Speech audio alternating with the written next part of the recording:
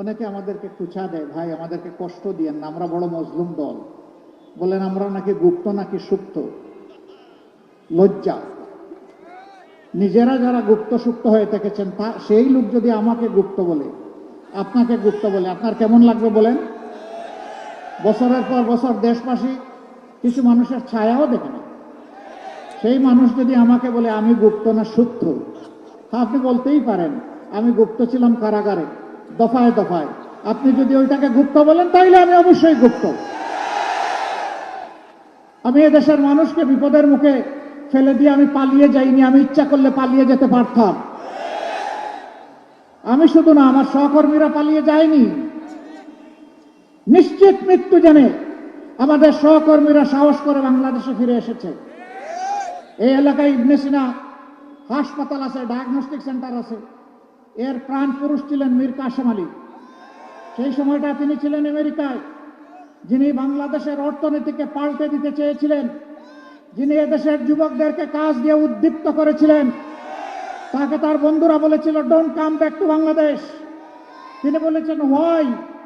তারা বলেছে তুমি আসলে, ভাই আপনি আসলে আপনার সিনিয়র নেতাদের যে অবস্থা হচ্ছে আপনারও তাই হবে।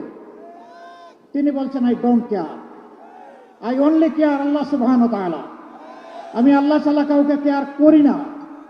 আমি আসব, আমার বিরুদ্ধে মামলা হবে, আদালতে দাঁড়াবো, স্পষ্টভাবে চিৎকার দিয়ে বলবো আমি টোটালি নিষ্পাপ নিরপরাধ।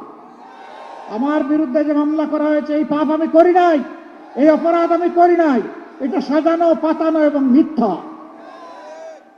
এরপরে আমার যদি ফাঁসি হয়, ফাঁসি হবে, আমি আল্লাহর দরবারে শহীদ হয়ে কবুল হয়ে যাব। প্রিয় এলাকাবাসী, তিনি যতদিন ছিলেন আপনাদের আপনজন ছিলেন।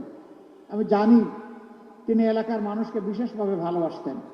এই জসিমউদ্দিন সরকার সাহেবও তার জীবনের একটা অংশ ইবনে সিনায় কাটিয়েছেন। এই ইবনে সিনা বাংলাদেশের স্বাস্থ্য ক্ষেত্রে পথ প্রদর্শক, রাস্তা দেখিয়েছে বাংলাদেশকে। বহু হাসপাতাল আছে মানুষ যায় না, আর এই হাসপাতাল আছে লোক ধারণের, মানে তিল ধারণের ঠাই নাই, ঠাই নাই। কেন? এখানে মানুষ এসে একটু মর্যাদা পায়, একটু ভালোবাসা পায়।